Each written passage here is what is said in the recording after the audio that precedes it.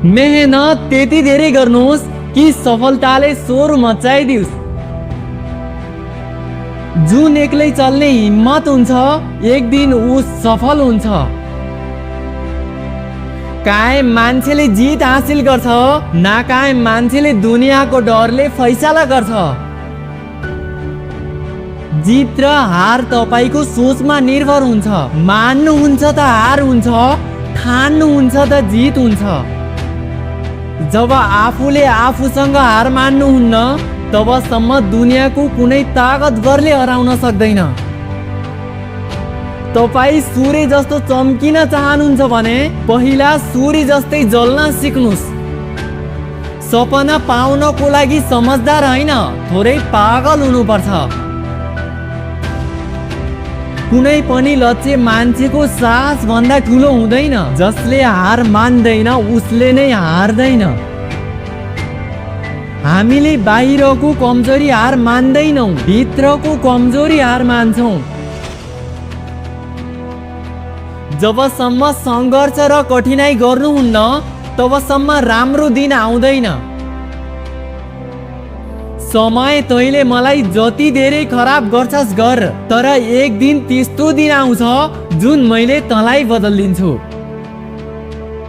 जब तपाईको आँखामा आँसु आउँछ तपाईँ भित्रबाट नै टुट्नुहुन्छ। तब यो दुनियाँको कुनै ताकतवरले तपाईलाई हराउन सक्दैन। एक इच्छाले केही बदल्दैन, इच्छा पुरा हुन साथ बदलिन्छ, तर निश्चितले सबै बदलिदिन्छ। जहाँ तकसम्म बाटो देखिन्छ त्यहाँ तकसम्म त चल्नुहोस्, अगाडिको बाटो त्यहाँ गएपछि देखिन्छ। हरेक सानो बदला एउटा ठुलो बदला हासिल गर्न सक्छ। मान्छे जब सफल हुन्छ दुनियाँको नजरमा होइन, जुन भित्रबाट आफूलाई बदल्छ। विचारलाई पढेर बदलाव आउँदैन, विचारलाई जिन्दगीमा उतारेर बदलाव आउँछ। जिन्दगीमा पस्तावा गर्न छोड्नुहोस्, जुन तपाईले छोड्नेवाला पस्ताओस्। जिन्दगीमा तपाईलाई हराउने मान्छे त्यसले तपाईलाई तोडेर डराउन खोज्छ।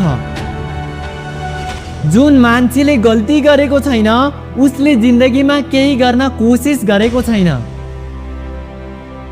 गल्ती गर्न केही खराब होइन, तर एक गल्ती बार बार गर्नु खराब हो।